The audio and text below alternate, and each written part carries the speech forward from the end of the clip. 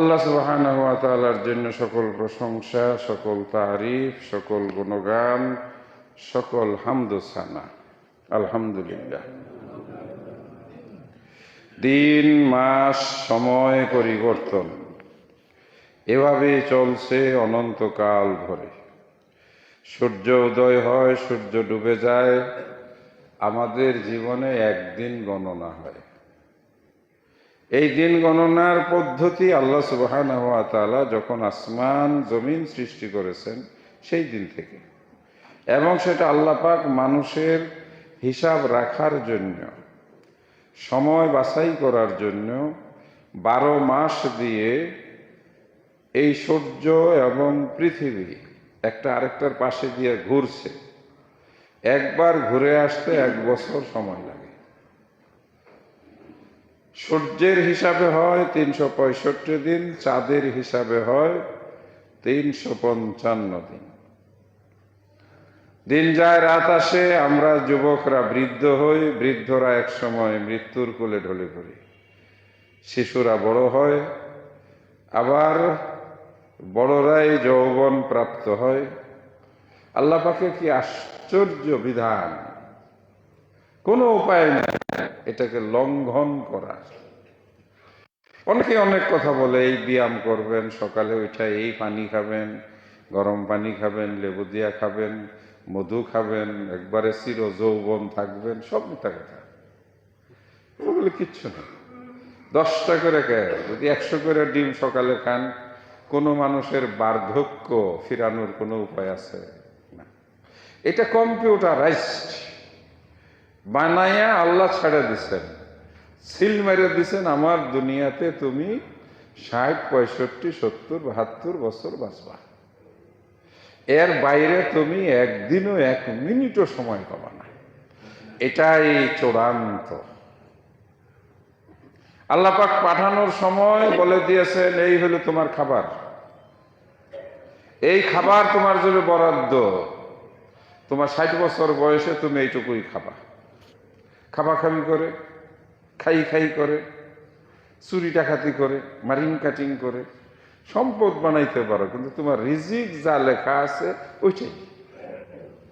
একটা মানুষের জন্য চিনি খুব অপরিহার্য জিনিস। চিনি, এই যে আমাদের শরীরের সুগার, এটা না থাকলে মানুষ বাঁচে না। আবার এটা বেশি হয়ে গেলে আরেক ঝামেলা। একটা মানুষের জন্য আল্লাহ সুবহানাহু ওয়া তাআলা যে কয় কেজি চিনি বরাদ্দ করেছেন ওইটুকুই সে খাবে। আগে পিছে বেশি কম খাইতে পারে। অনেকে আছেন যুবক বয়সে, ওই যে কি বলে এটারে, চ্যালেঞ্জ, সহজ বাংলায় বলি বাজ্জি ধরে, 1 কেজি মিষ্টি খামো, কয় টাকা দিবি বা কি দিবি? আপনি ওই দিন জিদ করে 1 কেজি খাইছেন, বুড়া বয়সে আল্লাহ তাআলা ডায়াবেটিস দিয়া আপনার মিষ্টি খাওয়া বন্ধ করেছে, কারণ আপনার বরাদ্দ মিষ্টি আগেই খাইয়ে ফেলছেন। গরুর গোশত একই কথা। এভাবেই আল্লাহ পাক আমাদের জীবনকে নিয়ন্ত্রিত করেছেন, বলি আলহামদুলিল্লাহ। আজকে মেরাজের আলোচনা করব। বলা হয়, জনশ্রুতি আছে, ইতিহাসে কিছু দিন তারিখ উল্লেখ আছে যে আমাদের নবী সাল্লাল্লাহু আলাইহি ওয়াসাল্লামের মেরাজ হয়েছিল এই রজব মাসে।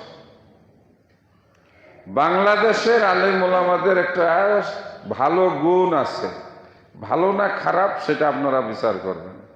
এরা সবকিছু নির্দিষ্ট করে দিতে পারে, যেটা আল্লাহ নির্দিষ্ট করে নাই, যেটা নবী সাল্লাল্লাহু আলাইহি ওয়াসাল্লাম নির্দিষ্ট করে দেয় নাই, বাংলাদেশের আলেম ওলামা মৌলবীরা এরা ওইটাকে সিল মাইরা একেবারে নির্দিষ্ট করে দেয়। যেমন শবে কদর, বাংলাদেশে শবে কদর হলো 27শে রমজান, এইটা সিল মারা। কিন্তু আমরা যারা কোরআন এবং সহিহ হাদিসের অনুসারী, আমাদের কাছে শবে বরাত হইল, শবে কদর হইল রমজান মাসের শেষ বেজুড়া রাতগুলোর যে কোনো একটা। 21 হইতে পারে, 23 হইতে পারে, 25 হইতে পারে, 27 হইতে পারে। কিন্তু বাংলাদেশে আমাদের হানাফি আলেমগণ একবারে খুঁট্টি গাইরা বলে দিছে 27শে রমজান। মেরাজ কবে হয়েছিল সুনির্দিষ্ট কোন তারিখ কোরআন হাদিসে কোথাও উল্লেখ নেই। কিন্তু আমাদের দেশের ওই যে আলেমরা মেরাজের ডেটও ঠিক করে ফেলেছে। কি মজার ব্যাপার। কবে? 26শে রজব, দিবাগত রাত। বাস দেখবেন আমাদের দেশে 26শে রজব স্কুল কলেজ ছুটি থাকে, টেলিভিশন রেডিওতে আলোচনা হয় মেরাজের উপরে, অনেক কিস্সা কাহিনী অনেকেই বানাইয়া বলে। হ্যাঁ, এখানে আমরা যারা কোরআন হাদিস মানি এবং কোরআন হাদিস অনুযায়ী চলি, আমাদের জন্যও কিছু বিষয় আছে। প্রথমত যেটি, নবী সাল্লাল্লাহু আলাইহি ওয়াসাল্লাম, বিশ্ব নবী মহানবী মুহাম্মদুর রাসূলুল্লাহ সাল্লাল্লাহু আলাইহি ওয়াসাল্লামের জীবনে মেরাজ একটি আশ্চর্য ঘটনা। এই মেরাজ আল্লাহর নবীর জীবনে সংঘটিত হয়েছে। মেরাজ সত্য। মেরাজ শব্দের অর্থ কি? আমরা বলি মেরাজ, মেরাজ, মেরাজের রাত। মহিলারা, আমাদের কিছু কিছু মহিলা আছে যারা সবে মেরাজে ইবাদত খুঁজে আমাদের কাছে প্রশ্ন করে যে সবে মেরাজের নামাজটা কেমনে পড়বো। তা আমরা জবাব দিই যে আমি তো নিজেই জানি না, আপনারা কি বলবো। কারণ সবে মেরাজ কোনো সুনির্দিষ্ট রাত, ডেট আমাদের জানা নাই। 26 তারিখ সবে মেরাজ হয়েছে, এটার উপরে কোনো অথেন্টিক চূড়ান্ত কোনো প্রমাণ নাই। তবে অধিকাংশের মতে এই রজব মাসে যে কোনো এক রাতে, সেটা 21-এর রাত হতে পারে, সেটা 15 হইতে পারে, 16 হইতে পারে, 10 হইতে পারে, 11 হইতে পারে। আবার অনেকেই বলছেন যে মেরাজ হয়েছিল রবিউল আউয়াল মাসে। তাহলে রবিউল আউয়াল, রবিউল সানি, জামাদিউল আউয়াল, জামাদিউল সানি, এরপরে হইল রজব, তার মানে 4 মাস আগে। অনেকেই অনেক তারিখ বলেছে, কেউ মুহররম মাসে হয়েছে। আমাদের জন্য কি শিক্ষণীয়? আমাদের জন্য শিক্ষণীয় হলো, 1 নম্বরে আমরা মনে প্রাণে বিশ্বাস করব, কোন রকমের সন্দেহ করব না যে নবী মুহাম্মদুর রাসূলুল্লাহ সাল্লাল্লাহু আলাইহি ওয়াসাল্লামের জীবনে মেরাজ ঘটেছিল, এটা সত্য। আমাদের কাছে কি? মেরাজ সত্য। মেরাজ কিভাবে হয়েছিল? স্বপ্ন যুগে, ঘুমের মধ্যে? অনেক অনেক ব্যক্তিরা, বিশেষ করে যারা যুক্তিবাদী দল হিসাবে মুতাজিলা সম্প্রদায় আমাদের বাংলাদেশেও আছে, কিন্তু নামে নাই। ওই আমাদের ভিতরে যারা একটু যুক্তি তর্ক করে, যারা লজিক খুঁজে, যারা এই সব মানুষেরা, তারা যুক্তি দেয় মহাকাশ, মাঝখানে একটা স্তর আছে মধ্যাকর্ষণ, ওখানে নিয়ে যদি আপনাকে ছেড়ে দেওয়া হয়, আপনি নিচেও পড়বেন না, উপরেও যাবেন না, আপনি ওখানে ভাসবেন। তার কারণ 2 দিক থেকে টানবে, উপরে থেকে টানবে, নিচের দিকে টানবে। ওইটা একটা বিশাল বড় স্পেস, এটা অতিক্রম করা যায় না, খুব কঠিন। শক্তিশালী, মহাশক্তিশালী রকেট দিয়ে এই স্পেসটা অতিক্রম করা যায়। আবার উপরে যদি টান দিয়ে নেওয়া যায়, নিচে তো আসার কোনো সুযোগ নেই। আপনারা অনেকেই যারা পড়াশোনা করেছেন জানেন, নিউটনের ওই যে গাছের থেকে আপেল পড়ছে, নিউটন চিন্তা করলো আপেলটা উপরে না গিয়া নিচে পড়লো কেন, এই যে তার মাথায়। তারপরে তিনি খুঁজে বাইর করলেন যে পৃথিবী টানে। আপনি বিল্ডিং থেকে লাফ দিবেন, আপনাকে মাটিয়ে নিচে টাইনা নিয়ে আসবে। আর ওই মধ্যাকর্ষণের উপরে যদি যান, তাহলে আপনাকে উপরে নিয়ে চলে যাবে। আল্লাহু আকবার। যুক্তিবাদীরা যুক্তি দেয় এই শরীর নিয়ে, এই যে স্থূল দেহ নিয়ে এই মধ্যাকর্ষণ শক্তি অতিক্রম করে মহাবিশ্বের এই রহস্যময় জগৎ অতিক্রম করে এই শরীর নিয়ে সেখানে যাওয়া সম্ভব না। এটা যুক্তি। যুক্তি আছে। আপনি চাঁদের পিঠে যাবেন, অক্সিজেন পাবেন না, দম নেওয়ার সুযোগ নেই। মহাবিশ্বের মহাবিস্ময়কর জায়গা অতিক্রম করার পরে আপনি সেখানে পার্শ্ব চাপে চ্যাপ্টা হয়ে যাবেন। এই শরীর নিয়ে যাওয়া সম্ভব না। মুসলমানদের মধ্যে একটা দল ওই জামানায় খুব ছিল, কারণ এই দলের পৃষ্ঠপোষক ছিলেন একজন বিশাল শক্তিশালী বাদশাহ, বাদশাহ হারুন ও রশিদের পুত্র মামুন ও রশিদ। সে নিজে ছিল মুতাজিলা। মুতাজিলা শব্দের অর্থ হইল যুক্তি দিয়া যারা সবকিছু বিচার করে, এরা হলো যুক্তিবাদী। তারা বলে যে না না না, নবীর মেরাজ হইছে, তবে সেটা ঘুমের ভিতরে, স্বপ্ন দেখার মতো। এটা হইল স্বপ্নতে আমরাও কত জায়গায় যাই। স্বপ্ন তো স্বপ্নই। আরেক দলের যুক্তি হলো নবী সাল্লাল্লাহু আলাইহি ওয়াসাল্লামের মেরাজ হইছে, তবে এই পুরা শরীর না, শুধু আত্মাটা গেছে। আত্মা তো যাইতেই পারে মহাবিশ্ব মহাকাশ অতিক্রম করে। আর বিশিষ্ট সাহাবায়ে কিরামগণ যারা, তার মধ্যে উমর রাদিয়াল্লাহু তাআলা আনহু, আবু বকর রাদিয়াল্লাহু তাআলা আনহু, আলী রাদিয়াল্লাহু তাআলা আনহু, উসমান রাদিয়াল্লাহু তাআলা আনহু, তার ভিতরে আছে আম্মাজান আয়েশা রাদিয়াল্লাহু তাআলা আনহা, আরো বড় বড় যত সাহাবারা, বিশেষভাবে আবু বকর রাদিয়াল্লাহু তাআলা আনহুর উপাধি দেওয়া হয় সিদ্দিক। আবু বকর রাদিয়াল্লাহু তাআলার উপাধি কি? সিদ্দিক। আবু বকর সিদ্দিক। এই যে সিদ্দিক, এই উপাধিটা আসছে আবু বকর রাদিয়াল্লাহু তাআলা আনহু সর্বপ্রথম একেবারে আঙ্গুল উত্তোলন করে প্রকাশ্যে বলছেন, নবীর মেরাজ সত্য, আমি তা বিশ্বাস করি। কেন এই কথাবার্তা, এত কথাবার্তা কেন? এশার নামাজের সময় যিনি একসাথে নামাজ পড়ছেন, আমাদের ইমাম সাহেব, তারপরে বসে গল্প করছেন, চা খাইছেন, বাসায় গেছেন 10টা 11টায়, বাসায় গিয়া যথারীতি ঘুমাইছেন, তারপরে ফজরের নামাজও এসে মসজিদে পড়ছেন। আর ফজরের নামাজের পরে উনি বলতেছেন যে আমি তো আজকে রাত্রে 7 আসমানের উপরে আল্লাহর সঙ্গে দেখা করতে গিয়েছিলাম। এই কথা কেউ সহজে বিশ্বাস করবে? যে কি কয়, এসার সময় আমাদের মুসলমানদের মধ্যেও যারা একটু দুর্বল ইমানের অধিকারী, তারাও সন্দেহের ভিতরে পড়ে গেল, এটা কি করে সম্ভব? না না না না, উনি আমাদের সঙ্গে এশার নামাজ পড়েছেন, উনি আমাদের সঙ্গে ফজরের নামাজ পড়েছেন, আর উনি বলতেছেন মক্কা থেকে বাইতুল মাকদাস কোথায়? সেই জেরুজালেম। জেরুজালেমটা কোথায়? সেই ফিলিস্তিন। ফিলিস্তিন তো আরেকটা রাষ্ট্র। আমরা যে ফিলিস্তিনের কথা বলি, গাজা, ফিলিস্তিন সৌদি আরবে তো না, অনেক দূর। ঘোড়া দিয়া গেল কয়েকদিনের পথ, 15 দিনের পথ। এই পথ একটা মানুষ, ঘোড়া নাই, গাড়ি নাই, কিচ্ছু নাই।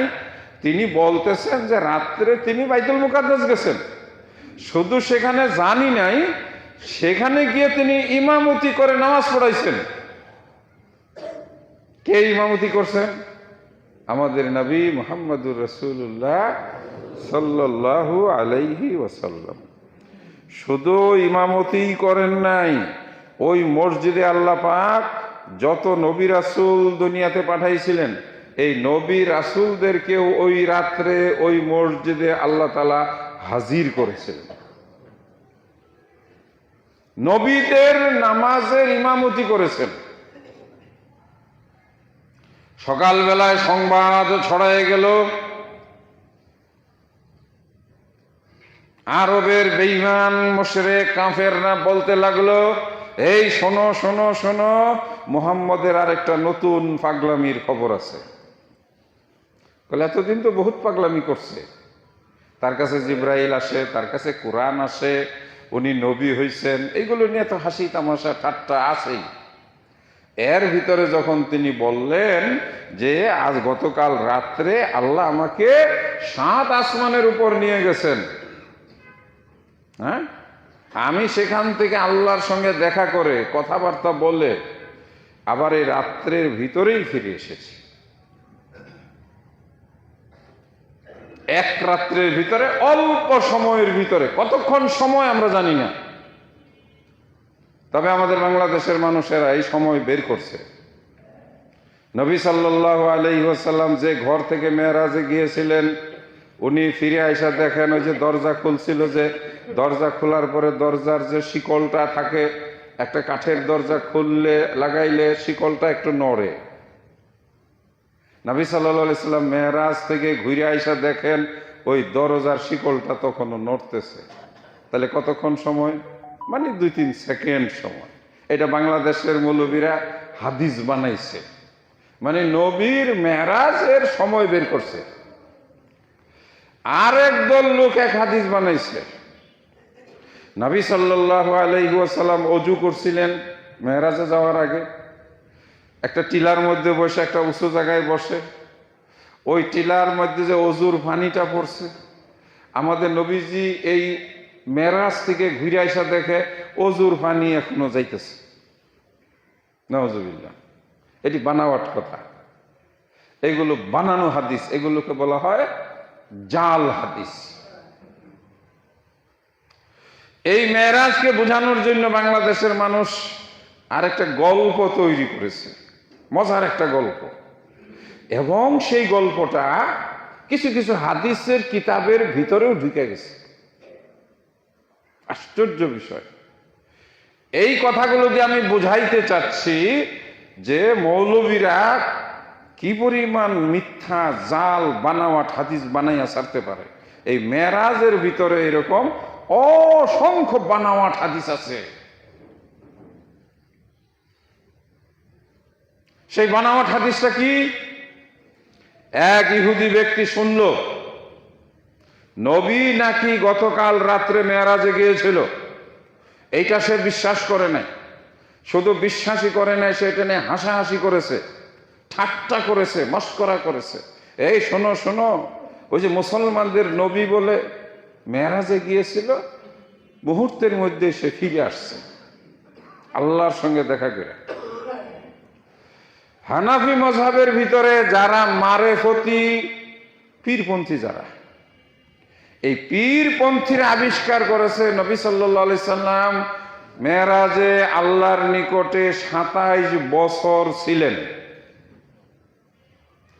এই জন্য মারেফতপন্থীরা ওদের মারেফতি গানে আলোচনায় শুনবেন যে আমাদের নবীর বয়স কত, আপনি বলবেন 63, বলে এই তো কিছুই জানেন না, নবীর বয়স আসলে 90। বলে কেমনে 90 হইল? যে 63 দুনিয়াতে মক্কায় ঘোরাফেরা করছেন, আর 27 বছর আল্লাহর নিকট মেরাজের রাত্রে আল্লাহর কাছে বসে গল্প সল্প করছেন। এই গল্প করতে গিয়ে আল্লাহর সাথে 27 বছর চলে গেছে। 27 আর 63 যোগ দেন,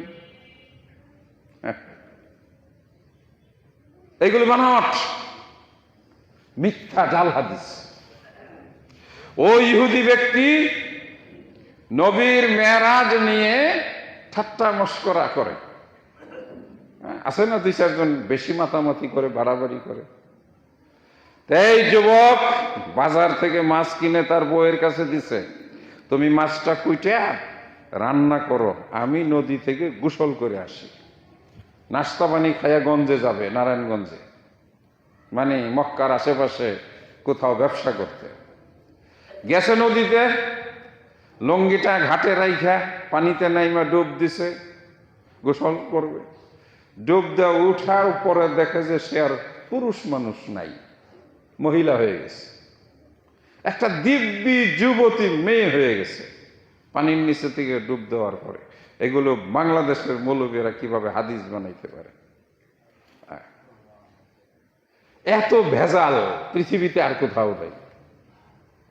বিশেষ করে এই যে নামাজ, রোজা, ইবাদত, বন্দেগী, এই আগামী মাসে আসবে আরেকটা ভেজালের দিন, ভেজালের রাত। কি নাম? শবে বরাত।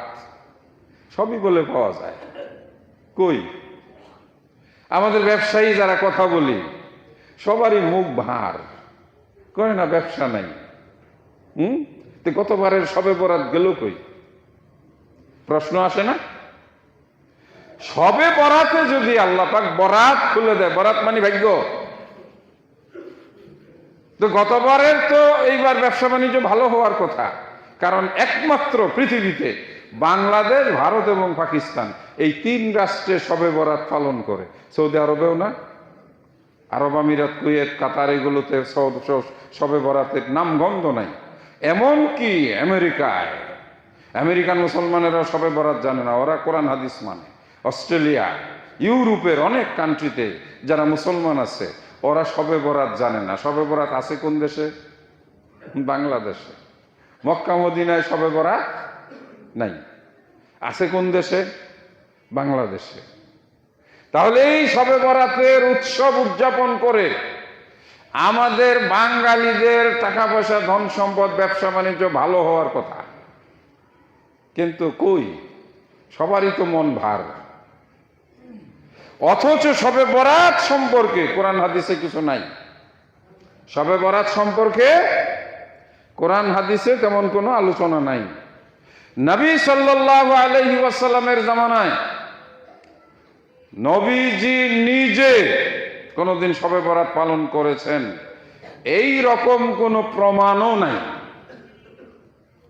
আমাদের নবীর পরে 4 খলিফা, এত সম্মান, এত মর্যাদা যে রাতের, অথচ সেই রাত আবু বকর রাদিয়াল্লাহু তাআলা আনহু, ওমর রাদিয়াল্লাহু তাআলা আনহু কেউ পালন করেন নাই।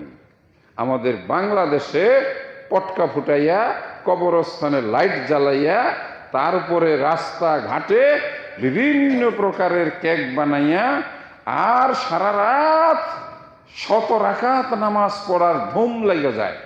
এই হচ্ছে সেই বাংলাদেশ। যে গল্প বলতেছিলাম মেরাজ নিয়ে, বানানো হাদিস। এই গল্প, ঘটনাটি কয়েকটা হাদিসের কিতাবের ভিতরেও ঢুকে গেছে, মানে হাদিসের কিতাবে নিয়ে নিয়েছে। সেই লোক ডুব দেওয়া উঠা দেখে মহিলা হয়ে গেছে, যুবতী, সুন্দরী। এই সময়ে ওই রাস্তা দিয়ে, ওই নদী পথে এক বাদশাহ সেনাবাহিনী নিয়ে যাচ্ছিল, সেনাপতি। যখন একটা সুন্দরী মেয়েকে দেখছে নদীতে ডুব দিয়ে গোসল করে মাত্র পানি থেকে মাথা উঠাইছে, ওদের চোখ পড়ছে। সাথে সাথে আইসা ওই মেয়েকে নৌকায় তুলে নিয়ে চলে গেছে। শুধু চলেই যায় নাই, ওই বাদশাহ ওই মেয়েকে বিয়ে করছে। বিয়ে করার পরে সংসার শুরু হয়েছে। 3টা-4টা ছেলে মেয়েও জন্ম নিয়েছে। দিব্যি এখন 4 সন্তানের মা, বাচ্চারাও বড় হয়ে গেছে। 4টা-5টা সন্তান হইতে গেলে ন্যূনতম 8-10 বছর সময় লাগে। এই মহিলা আবার ওই যে নিজের বাড়িতে কাজকর্ম সেরে কাপড় নিয়ে ওই নদীর ঘাটে, ওইখানে যেখানে নদী, সেইখানে গিয়ে ওই পানিতে ডুব দিয়ে গোসল করতে নামছে। যখনই ডুব দিয়েছে, ডুব দিয়ে উঠার পরে সেই আগের মতো যুবক হয়ে গেছে। ঘটনা কিন্তু আমাদের নবীদের, নবী সাল্লাল্লাহু আলাইহি সাল্লামের মেরাজ সে বিশ্বাস করে না। শুধু বিশ্বাসই করে না, এটা নিয়ে সে হাসাহাসি করে, এটা নিয়ে সে ঠাট্টা মস্করা করে, এইটা নিয়ে আমাদের নবীজিকে পাগল বলে। পাগলে কি কয়? পাগলে কি কয়? ওই লোকটা যখন যুবক হয়ে গেছে, দেখে যে তার ঘাটে যে লুঙ্গি ছিল, নদীর ঘাটে লুঙ্গির জায়গায় উঠা বলে, এটা কি হইল? আমি তো আবার পূর্বের যুবক হয়ে গেলাম। হ্যাঁ, এই গোসল তাড়াতাড়ি সেরে লুঙ্গি টুঙ্গি পড়ে দৌড়াইয়া বাড়িতে গেছে। বাড়িতে গিয়া দেখে তার বউ তখনও মাছ কুটতেছে, মানে মাছ কাটতেছে। কি বুঝলেন? এই লোক চিৎকার দিয়া বলতেছে, এই আম্বিয়ার মা, কি করো তুমি? মাছ কুটো। তুমি জানো আমার জীবনের ভিতরে কি ঘটে গেছে? বলে কি ঘটছে? তুমি না এখন গোসল করতে গেলা? বলে হ্যাঁ, আমি তো গোসল করতে গেছি, কিন্তু আমি ডুব দিয়ে ওঠার পরে মহিলা হয়ে গেছিলাম, মেয়ে হয়ে গেছিলাম। তারপরে আমার বাদশায় ধরে নিয়ে গেছে। সেইখানে আমি 12 বছর সংসার করছি, আমার 4টা ছেলে মেয়ে জন্ম নিচ্ছে। আজকে আমি আবার গোসল করতে নাইমা ডুব দিয়া যখন উঠছি, সে আগের যুবক হয়ে গেছি। আর আমি এসে দেখছি এখনো তুমি মাছ কাটতেছ। ওই মহিলাটা বলতেছে, কি বলো তুমি এইগুলো? এরপরে তাকে বলা হইলো যে তুমি যে নবীর মেরাজ বিশ্বাস করো না, তাহলে তোমার এই ঘটনা কি সত্য নয়? তুমি মহিলা হয়েছে, 12 বছর সময় গেছে, আবার ফিরে আসছে, এসে দেখো তোমার স্ত্রী এখনো মাছ কাটে। আল্লাহ তাআলা সবই করতে পারেন। এই রকম মিথ্যা বানাওয়াট গল্প দিয়ে আমাদের নবীর মেরাজ বিশ্বাস করার কোনো দরকার নাই। এই জন্য আমরা আহলে হাদিস, কারণ ওই হাদিসটা মিথ্যা। আমরা কিভাবে মিথ্যা হাদিস বলি? আপনারা বুদ্ধি করলে বের করতে পারবেন। যদিও হাদিসের কিতাবের ভিতরে এটা আছে, জাল হাদিস, বানাওয়াট হাদিস। প্রথম নাম্বারে হাদিসটা, এই গল্পটা বাংলাদেশের কোন নদীমাতৃক এলাকার জায়গার কোন মৌলবী সাহেব বানাইছে। সৌদি আরবের মানুষ জীবনে কোনোদিন নদীতে ডুব দিয়া গোসল করে না। সৌদি আরবের মানুষ কোনোদিন লুঙ্গিও পরে না। সৌদি আরবের মানুষ খেজুরের বাগানের ভিতরে সেই জামানায় কুয়ার ভিতর থেকে পানি তুইলা তারা গোসল করতো, খাইতো। নদী কই? সৌদি আরবের মহিলা সারা জীবনে কোনোদিন মাছ কাটছে এরকম রেকর্ডও নাই। মাছ কোটাকাটি করা এটা কোন দেশের? এটা বাংলাদেশের কালচার। আমাদের পাশে নদী আছে, নদীতে গিয়ে এক সময় অধিকাংশ মানুষ গোসল করত, যখন সাপ্লাই পানি ছিল না। কারণ আমরা নদী মাতৃক বাংলাদেশের মানুষ, আমাদের কালচার নদীতে ডুব দিয়ে গোসল করা। আমাদের কালচার গোসলের সময় লুঙ্গিটা ঘাটে রাইখা পানিতে নামা, তাই না? আর ওই জামানায় সৌদি আরবের উপর দিয়া, মক্কার উপর দিয়া কোন নদী ছিল যেই নদীতে এই যুবক গোসল করতে গেল? আমরা তো সেখানে কোনো নদী জানি না। এরপরেই গল্প এখানে শেষ নয়। ওই যে নদী দিয়া যে বাদশাহ আসলো, সে কোন দেশের বাদশাহ? ইতিহাসে থাকবে না? হ্যাঁ, ওই বাদশাহ নৌকা নিয়ে আসলো আরবের উপর দিয়া। আরবে কি নদী আছে? একটা সাগর আছে, লোহিত সাগর, দূরে অনেক। তার পানি এত লবণাক্ত যেখানে কোনো মাছ টাছ বাঁচে না। লূত আলাইহিস সালামের কওমকে ওখানে উল্টায় দেওয়া হয়েছিল। ওখান থেকে ওইটা মৃত সাগর নামে পরিচিত, বহু দূরে। ফলে মাছ কাটা, গোসল করা, নদীতে গিয়ে ডুব দেওয়া, সবগুলো ঘটনা বাংলাদেশের হতবা নোয়াখালী বরিশাল এলাকার। তার মানে এই এলাকার কোন মৌলবী এই হাদিসটা বানাইয়া, এরকম একটা হাদিস বানাইয়া নবীর নামে চালাই দিছে। নাউজুবিল্লাহ মিন যালিক। এইরকম ভাবেই শত শত হাদিস, মিথ্যা হাদিস আমাদের মাঝে প্রচলিত হয়েছে, বলি নাউজুবিল্লাহ। আমরা যেটুকু পেয়েছি এইটুকু শোনাবো 2-3 মিনিটের ভিতরে। 1:15 পারা। সূরাটার নাম হলো সূরা বানী ইসরাঈল। আল্লাহ বলেন, বিসমিল্লাহির রহমানির রহিম, সুবহানাল্লাযী আসরা বিআবদিহি লাইলাম মিনাল মাসজিদিল হারামি ইলাল মাসজিদিল আকসাল্লাযী বারাকনা হাওলাহু লিনুরিয়াহু মিন আয়াতিনা ইন্নাহু হুয়াস সামিউল বাসীর। মেরাজের উপরে কোরআনে অবতীর্ণ এটাই হলো আয়াত। সুবহানাল্লাযী, সেই সত্তা পবিত্র আল্লাহ, যিনি তার বান্দাকে যে কোনো একটি রাতে, এখানে রাত সুনির্দিষ্ট নয়, যে আল্লাহ তার বান্দাকে যে কোনো একটি রাতে মিনাল মসজিদিল হারাম মানে মক্কা বাইতুল্লাহ থেকে ইলাল মসজিদিল আকসা ফিলিস্তিনের ওই সেই বাইতুল মাকদাস জেরুজালেমে, মক্কা থেকে ফিলিস্তিনের বাইতুল মাকদাস পর্যন্ত আল্লাহ রাব্বুল আলামিন যে কোনো একটি রাতে আল্লাহ পাক তার বান্দাকে, অর্থাৎ আমাদের নবী মুহাম্মদুর রাসূলুল্লাহ সাল্লাল্লাহু আলাইহি ওয়াসাল্লামকে রাতে ভ্রমণ করিয়েছিলেন। বাইতুল মাকদাসটা কি? বাইতুল মাকদাস হলো এমন একটি ঘর, এমন একটি মসজিদ, আল্লাযী বারাকনা হাওলাহু লিনুরিয়াহু মিন আয়াতিনা, যেই বাইতুল মাকদাসের পাশে আল্লাহ পাকের অসংখ্য নিদর্শন আছে। একজন দুইজন নয়, বহু সংখ্যক নবীদের কবর রয়েছে বাইতুল মাকদাসের আশেপাশে। হ্যাঁ,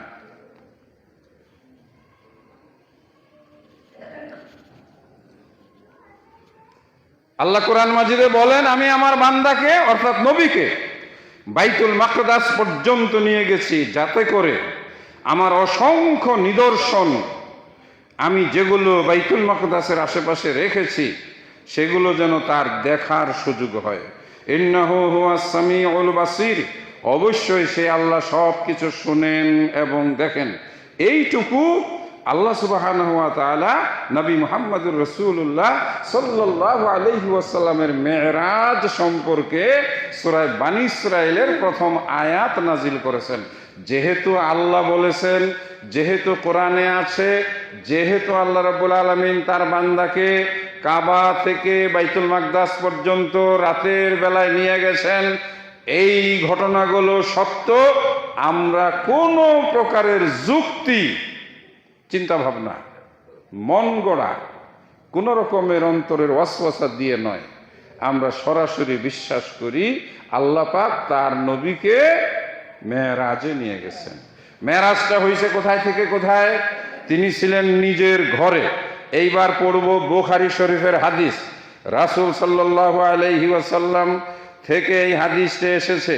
আলহামদুলিল্লাহ, এই হাদিস আনাস রাদিয়াল্লাহু তাআলা আনহু বর্ণনা করেন।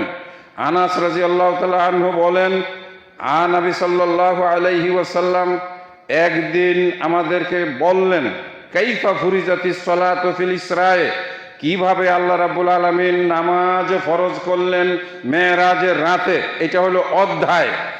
এই অধ্যায়ে আনাসিন ইবনে মালিক ক্বালা কানা আবু যররিন, আবু যর রাদিয়াল্লাহু তাআলা আনহু এই হাদিসটি বর্ণনা করেছেন রাসূলুল্লাহ সাল্লাল্লাহু আলাইহি সাল্লাম থেকে। আল্লাহর রাসূল বলেন, আমি ঘুমিয়েছিলাম, ফুরিজা আন সাকফি বাইতি, হঠাৎ করে আমার ঘরের ছাদ ফাঁকা হয়ে গেল।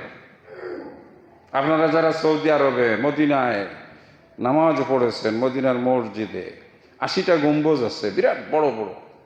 এই গম্বুজগুলো আসরের নামাজের পরে অটোমেটিক এমন সিস্টেমে করা যে সরে যায়, যাতে ভিতরের গ্যাসটা বের হয়ে যায়।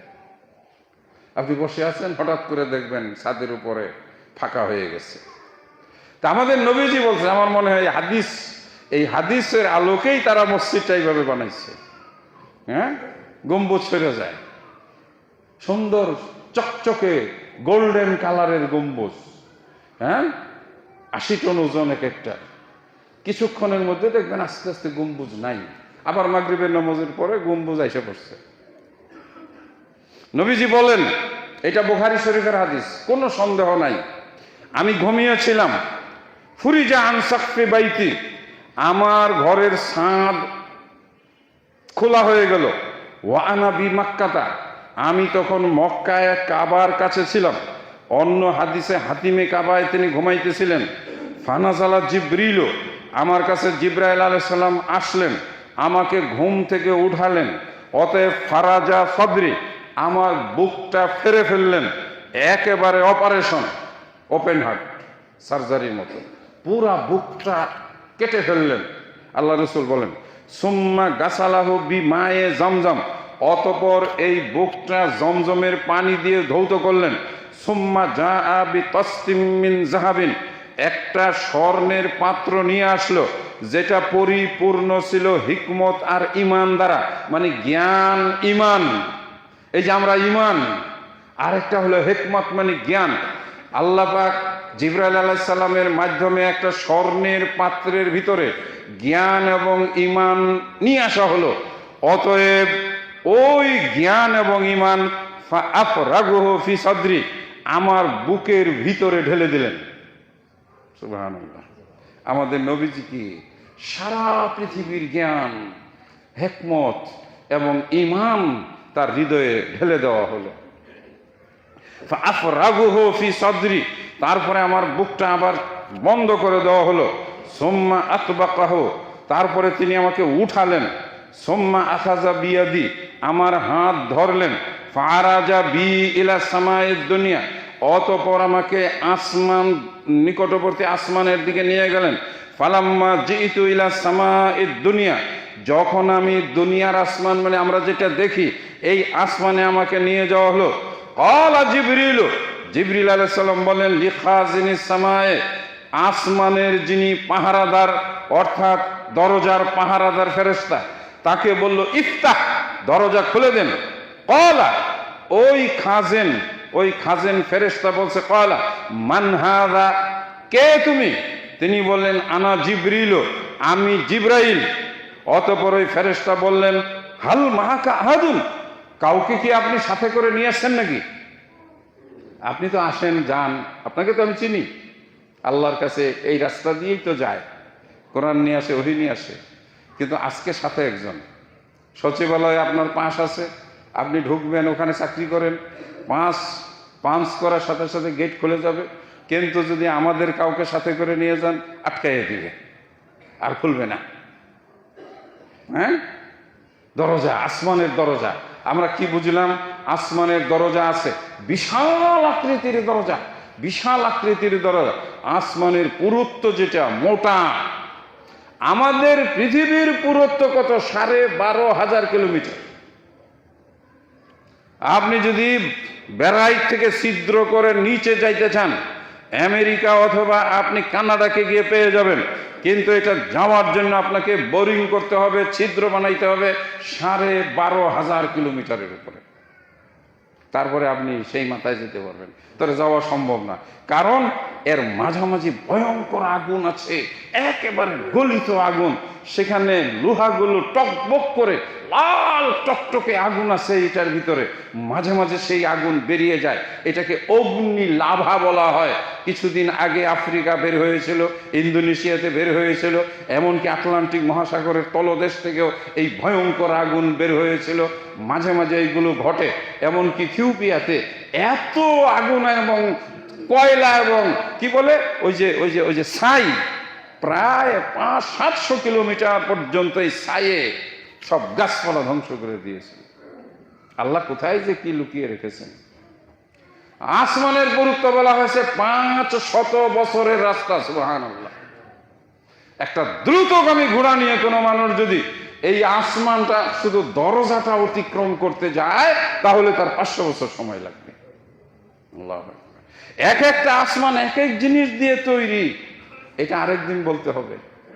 কোনটা পাথর দিয়ে, কোনটা ইয়াকুত পাথর দিয়ে, কোনটা খুব দামি শক্তিশালী বস্তু দিয়ে, এক একটা পাথর, এক একটা আসমান আল্লাহ পাক এগুলো সৃষ্টি করে রেখে দিয়েছেন। সুবহানাল্লাহ। আমরা বুখারী শরীফের হাদিস 1 মিনিটের ভিতরে শেষ করব, প্রয়োজনে আমরা আগামী সপ্তাহে এই হাদিসের মাধ্যমে নবী সাল্লাল্লাহু আলাইহি ওয়াসাল্লামের উপরে 5 ওয়াক্ত নামাজ আল্লাহ রাব্বুল আলামিন ফরজ করে দেন। 5 ওয়াক্ত ছিল 50 ওয়াক্ত। প্রথম আসমানে একজনের সঙ্গে দেখা হলো, যার নাম হলো হযরতে আদম আলাইহিস সালাতু ওয়াস সালাম। ফাইদা রাজুলুন কায়েদুন, প্রথম আসমানে যখন দরজা খুলে দিল উপরে উঠে গেলেন, আল্লাহ রাসূল সাল্লাল্লাহু আলাইহি সাল্লাম বলেন ফাইদা রাজুলুন কায়েদুন, একটা লোককে আমি বসা পেলাম। আন ইয়ামিনিহি আসবিদাতুন, ডান পাশে একটা বিশাল বড় মানুষের দল আমি দেখতে পেলাম। ওয়া আন ইয়াসারিহি আসবিদাতুন, এবং তার বাম পাশে অনেকগুলো মানুষের রূহ বা আত্মা দেখতে পেলাম। ইদা নাজারা কিবালা ইয়ামিনিহি যাহিকা, যখন তিনি ডান পাশের লোকগুলোর দিকে তাকায় তখন তিনি হাসেন, চেহারা উজ্জ্বল হয়। যখন বাম পাশের লোকগুলোর দিকে তাকান তখন চেহারাটা মলিন হয়ে যায়। ফা বাকা, তারপরে তিনি কান্না শুরু করে দেন। ওই লোকটার সঙ্গে দেখা হলো আমাদের নবীর। দেখা হওয়ার সাথে সাথে তিনি বলেন ফাকালা মারহাবান বিন নবী, মারহাবা মারহাবা। প্রথম আসমানে একজন নবী এসেছে, উনি খুব খুশি, আসসালেহ ওয়া ইবনু সালেহ ফাকুলতু, আমাদের নবী সাল্লাল্লাহু আলাইহি সাল্লাম বলেন, আমি জিবরাইলকে বললাম, মান হাযার রাজুল, এই লোকটা কে? আমাকে সালাম দিতেছে, আমাকে মারহাবা বলতেছে, বলতেছে উত্তম সন্তান। জিবরাইল আলাইহিস সালাতু ওয়াস সালাম বললেন, ইনি হলেন হাজা আদামু, ইনি হলেন আদম। ওয়াহাজিল আসবিতাতু আন ইয়ামিনিহি ওয়া শিমালিহি নাসামা বাইনি বানিহি, আর তার ডান পাশের যারা, বাম পাশে যারা, এই সবই তার সন্তান। ডান পাশে যারা আছে এরা যাবে জান্নাতে, বাম পাশে যারা আছে এরা যাবে জাহান্নামে। বাবার দুই ছেলে, একটা বিশ্ববিদ্যালয়ের প্রফেসর হয়েছে, আর একটা জেলখানায় বন্দি আসামি হয়েছে। প্রফেসরকে দেখলে মন খুশিতে ভরে যায়, বন্দিখানায় গিয়ে সন্তানকে দেখলে বাবার চোখে পানি আসে। এখন আদমেরই তো সব সন্তান। আদম আলাইহিস সালামের ডানে যারা এরা জান্নাতবাসী, বামে যারা এরা জাহান্নামবাসী। অতঃপর এই জায়গায় আদম আলাইহিস সালামের সঙ্গে কথা হলো। আদম আলাইহিস সালাম তারই সন্তান, শেষ নবী, আমাদের নবী নবী মুহাম্মদুর রাসূলুল্লাহ সাল্লাল্লাহু আলাইহি ওয়াসাল্লামকে অভিবাদন জানাইলেন, মোবারকবাদ জানাইলেন, ধন্যবাদ জানাইলেন, দোয়া করলেন। দেখছেন, বাপেও অনেক সময় সন্তানকে, যোগ্য সন্তানকে কি করে সম্মান দেয়, দিতে হয়। আপনার ছেলে পড়াশোনা করে অনেক বড় হয়েছে, আপনার ছেলে মনে করেন এমপি মন্ত্রী হয়েছে, আপনি বাবা হিসাবে তাকে সম্মান দিবেন না? নাকি আপনি ওই বেটা তুই আমার ছেলে, বুঝস কি না? এই হাদিস দ্বারা প্রমাণিত হয়, সন্তান যদি যোগ্য হয় তাহলে বাবারও উচিত সন্তানকে কি করা, সম্মান দেয়া, ইজ্জত দেয়া। আজকে পর্যন্তই প্রথম আসমানে দেখা হলো হজরতে আদম আলাইহিস সালাতু ওয়াস সালাম। শেষ আসমান পর্যন্ত 7 জনের সঙ্গে দেখা হবে, তারপরে সেখান থেকে যাবে সিদরাতুল মুনতাহা। সিদরাতুল মুনতাহা থেকে আল্লাহ রাব্বুল আলামিনের নিকটে। অন্য এক সূরার ভিতরে আছে, একেবারে কাছাকাছি বসেছিলেন। দুইটা তীর ধনুক যদি একসাথে রাখা হয়, যেমন একটার সঙ্গে আরেকটা গা লেগে যাওয়ার মতো হয়, নবী সাল্লাল্লাহু আলাইহি সাল্লাম আল্লাহ পাকের এত নিকটে হয়েছিলেন, যেরকম দুইটা তীর একসাথে রাখা হয়। তারপরেও নবীজি এবং আল্লাহর মাঝখানে 70,000 পর্দা ছিল। আল্লাহ পাক সেই পর্দার নূরের ভিতরে, আল্লাহ ইজ আল্লাহ, আল্লাহ যে কেমন একমাত্র তিনি জানেন। তিনি আমাদের স্রষ্টা, তিনি আমাদের মালিক, তিনি সর্বময় ক্ষমতার। আমরা তারই ইবাদত করি, তার জন্যই জুমার নামাজে আসি, তাকেই আমরা সেজদা দেই, যার নাম হলো আল্লাহ। আল্লাহু রাব্বুনা, সেই আল্লাহ হলেন আমাদের রব। মালিকুনা, তিনি হলেন আমাদের মালিক, আমাদের রিজিক দাতা, রাজ্জাকুনা। এটাই হচ্ছে আমাদের ঈমান। এই ঈমানের পূর্ণতা আল্লাহ পাক নবী সাল্লাল্লাহু আলাইহি সাল্লামের হৃদয়ে ঢেলে দিয়েছেন মেরাজের রাত্রে। ইনশাআল্লাহ আমরা বাকিটুকু আগামী শুক্রবারে শেষ করব, আল্লাহ যদি আমাদেরকে সুস্থ রাখেন। ওয়া মা তাওফীকি ইল্লা বিল্লাহ।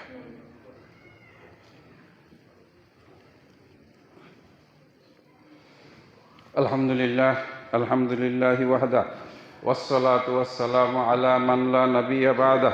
আল্লাহুম্মা সাল্লি আলা মুহাম্মদ ওয়া আলা আলি মুহাম্মদ কামা সাল্লাইতা আলা ইব্রাহিম ওয়া আলা আলি ইব্রাহিম ইন্নাকা হামিদুম মাজিদ। আল্লাহুম্মা বারিক আলা মুহাম্মদ ওয়া আলা আলি মুহাম্মদ কামা বারাকতা আলা ইব্রাহিম ওয়া আলা আলি ইব্রাহিম ইন্নাকা হামিদুম মাজিদ। আমরা আল্লাহর একটি ঘর নির্মাণের জন্য ডাক দিয়েছিলাম। মাশাআল্লাহ, যারা অংশগ্রহণ করেছেন, টাকাটা এখানে আমাদের মসজিদে জমা আছে। আর কিছু টাকা না হলে, এটা অল্প টাকা, পাঠানোটা আমাদের জন্য একটু সম্মানের বিষয়। সুতরাং চট্টগ্রাম খুলশীতে আমাদের কেন্দ্রীয়, যেমন ঢাকায় আমাদের কেন্দ্রীয় বড় মসজিদ কোথায়, বংশালে। রংপুরে আমাদের একটা বড় কেন্দ্রীয় মসজিদ আছে, দিনাজপুরে আছে। চট্টগ্রামে এরকম আলহামদুলিল্লাহ বিশাল বড় আয়োজন। আপনাদেরকে বলেছিলাম, আজকেও স্মরণ করাচ্ছি, যাতে আমরা রমজানের আগে একটা সুবিধা মতো সময়ে তাদেরকে এই টাকাটা পৌঁছে দিতে পারি। আস্তে আস্তে একটু একটু করে জমতেছে। আজকেও যদি আলহামদুলিল্লাহ আল্লাহর ঘর নির্মাণের জন্য অংশ নেন, হয়তো আমাদের টাকার অঙ্কটা আর একটু বাড়বে। আর ইনশাআল্লাহ আমরা সমাজ থেকে, আমাদের এই মহল্লা মসজিদ থেকে, আমাদের মুতাওয়াল্লি সেক্রেটারি তারাও একটু আশ্বাস দিয়েছেন, আপনাদের অনুমতি নিয়েই হয়তো তারাও কিছু দিবেন। তাতে ইনশাআল্লাহ আমাদের একটা সম্মানজনক অংশগ্রহণ হবে। আল্লাহ আমাদেরকে সেই তৌফিক দান করুন, আমিন। ইবাদাল্লাহ রাহিমাকুমুল্লাহ।